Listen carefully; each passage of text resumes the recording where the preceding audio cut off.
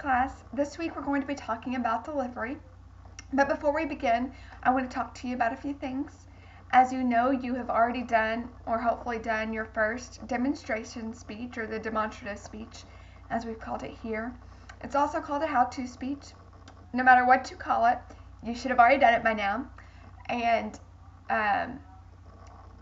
if you got a 90 or below, an 89 or below, I would like for you to redo it by this coming Friday, this next Friday, the 18th, if that's what the Friday is. Because I want you to make sure that you get an A on this, on your first major speech. The introduction speech was really just to help me know where you were at, so that we can look back and see where you've come from. But this speech is actually going to be an important graded speech, and so it gives you the opportunity to improve upon where you've been. So I want to give you the opportunity to redo the speech if you struggled with it. But you only have to do it if you got an 89 or below. And so to do this, all you have to do is resubmit it at the same place that you submitted your first one. And whichever one you get the higher grade on is what grade you will keep. Those are the basic things that you need to know. You will also be doing on Wednesday, you will have your response paper due, or I think I've called it a reflection paper. Just think about and look at your previous video and answer the questions that are on the in your essay that I've asked in the prompt on the discussion question. So make sure that you include all those answers and be as specific as possible, but also be real about what actually happened. Be realistic. So if you got an A, you obviously don't need to critique every little thing. You did some great things. But you do need to provide some areas for improvement, because no matter how great your speech was, you can always improve and make it better. Now that we've talked about the reflection paper and if you need to redo your speech, let's talk about delivery as a whole, and that might also help you decide on if you really need to redo your speech or not. The first thing that I want you to remember about delivery is a lot of people feel a lot of anxiety because they feel like they have to be perfect when they deliver a speech. But don't think about a speech as if it's a performance, that you have to get perfect, that you have to have every line memorized in order to do well. That's not what a speech is. A speech is about developing a relationship with your audience, and it's about sharing information. Sometimes that may be also to persuade someone to do something different, or it may be to inform someone, but at the end of the day, you're sharing information and building a different relationship with your audience than what you previously had. And so it's really important to think about it not as a presentation, not as a performance, but as a conversation with other people. And that, if you change the way you think about a presentation, then that's going to help your delivery exponentially.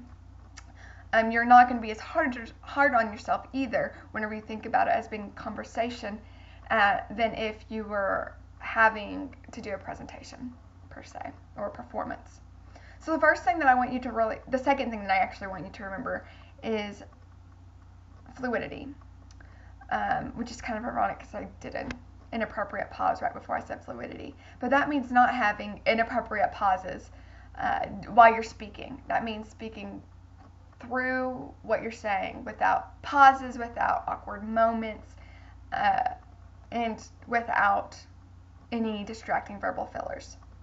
It's really important to do this because if you're having these breaks in what you're saying and you're not using them meaningfully, then it's not going to make sense to what you're saying. You're not going to look credible. If you can't speak fluidly, you're not going to be credible. You aren't going to be seen knowledgeable about what you're saying. It's going to look like you're thinking about what you're saying and are really unsure about what you're saying instead of being confident in what you're saying. The next thing to really keep in mind is your tone. If you're coming off really cocky, people are not going to be really accepting of what you're saying because they're going to consider you a know-it-all, and that typically doesn't come off well. But you also need to make sure that you're not sounding too timid. If you sound too timid, you don't sound like you're confident in what you're saying and that you're not factual or credible. So it's really important to find that middle ground, knowledgeable but still humble. The next thing that we're going to talk about are gestures. As you can see, I like to move my hands a lot. I like to move my head a lot. I like to move my whole body when I'm speaking. And sometimes if you do this too much, it can get distracting. So if you're one of those people that like to do the jazz hands and like to move around a lot, then embrace it. That's part of who you are. That's part of who you are as a speaker. Make a joke about it. One of my most favorite professors that I've ever had, Dr. McIntyre from University of Arkansas at Little Rock, she was big about this. She had terrible speaking anxiety, and so she just so happened to also be a dramatist, and so she liked to move her hands around a lot. And so you always wanted to watch her because she embraced the speech with her whole body. And if it was someone else, it might have been distracting, but she was that passionate about what she was talking about. So that's how she was using her body. She was using her energy that she had and this movement that was just natural to her and that can be distracting, but she made it to use it to be supportive of her passion about what she was talking about. It's really important when we think about gestures not to just think about our hands and our face, but to also think about how our body is, our posture, if we're swaying a lot. These things can be really distracting from what you're talking about. So I'm going to show you the stance that I typically advocate for when doing a standing presentation.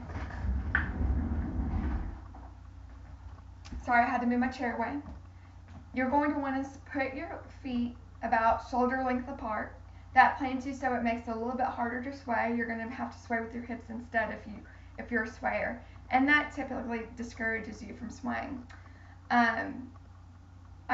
A lot of people that I've seen doing their speeches like to have their hands in front of them or behind them. It's better to just have them resting at your side so you can more easily do gestures as you need to do them. Just a quick tip that I learned in acting, if you show the palms of your hands, you're seen as trustworthy. They also call this the Jesus stance. But if you hide the palm of your hands and have your palm of your hands facing towards you, then it looks like you're hiding something. So it might be really important if you're struggling with credibility to show the palms of your hands. Do some happy fingers, some spirit fingers. So that's just a few things that I have to talk about, gestures. The next thing that you need to learn is speed of how you're talking. Some people in their speeches tend to speak really slow, and so it gets really boring and it sounds, once again, like you don't know what you're talking about or you're just trying to fill time. And this is boring for everyone. Other people like me tend to talk really, really fast, and this can also be really hard to convey a message because people can't understand what you're saying. So it's really important. For me, I struggle with talking too fast, as you can probably tell. So for me, it's really important that I slow myself down. You need to figure out which you are. Are you a slow talker? Do you talk at a normal pace, or do you talk too fast? And come to that middle ground where the happy medium, where the correct speed is. The next thing that really will help you is volume. You may need to do a test run for a few seconds on how loud you're talking on your video, because some of you, I struggled really hard hearing what you were saying, and that makes it hard for me to pay attention to other things like gestures and things like that when I'm having to bend my ear to hear you. So make sure that you're talking loud enough. Some may be talking a little too loud. So why don't you record a small segment of how you normally would say it, and then have someone else listen to it and say, hey, how does the volume on this? And that should give you some pretty good feedback. The next thing that I really want to talk about is about caring about what you're saying, getting animated. If you sound passionate about what you're talking about, people are going to understand the importance of what you're talking about. And they're going to be more likely to stay awake during your presentation. So make sure not to speak in a monotone. Have some inflection in your voice. If you don't, then people are probably going to fall asleep. So make sure that sometimes you're talking at a higher pitch, sometimes you're talking at a lower pitch. But differentiate that. Get animated. You can smile while you're giving a speech, And if it's serious, you can put your serious face on. But no more dead faces. This is a dead face. I saw a lot of this. I can't handle that anymore. It's really killing my joy. So make sure to actually act like you know your information and that you're happy to share it with us. That you love to make chocolate chip cookies, or you like to make brownies, or you like to make whatever you're making, or checking blood pressure, whatever your skill you're teaching us to do. Make sure you're passionate about it, you're excited. Share with us your excitement so we can share in your excitement as well. The next thing that is really important is for you to enunciate. Speak as clearly as possible. Sometimes we like to mumble our words, especially when we're feeling nervous or not confident. But it's really important that we go ahead and speak as clearly as possible. First off, so that I can understand what you're speaking, but also so your audience can, so you can get graded. And finally, the last major thing that I want to talk to you about is your language. Sometimes when we're trying to sound really smart, or we're trying to sound like we know what we're talking about, we use what I like to call $10 words. These are words that are really long words that may be very specific to a certain field of study, or that may just show that you're really intelligent. That's not necessary in public speaking. It's really important. It's more important that you show that you can speak to people no matter where they come from, no matter what their background is. I want you to speak the same way that you would speak to a high schooler as you would talk to me. So there's no need for those $10 words whenever there's a 5-cent word that will work just as well. The biggest thing that's going to help you is to prepare, practice. Know what you're going to say before you start saying it. And just to practice. I can't say this enough. If you practice, you're going to know if you're a fast talker. You're going to know that I don't use my hands at all, and that's just as distracting as using your hands too much.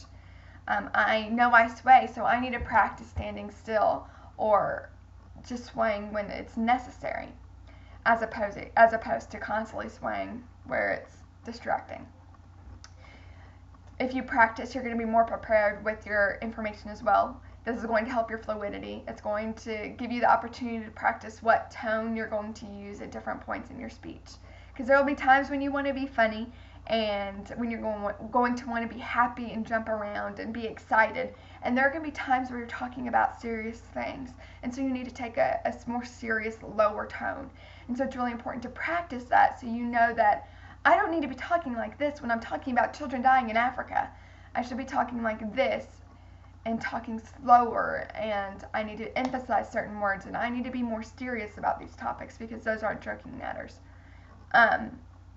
But the main thing, again, I'm going to say this about 10 times in this entire class, maybe more than that. But the main thing is you need to practice so that you can really incorporate what I've talked about in this presentation.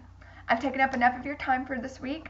I look forward to seeing your redos if you're doing them, and I look forward to seeing your next speeches. I'll talk to you soon. Bye-bye.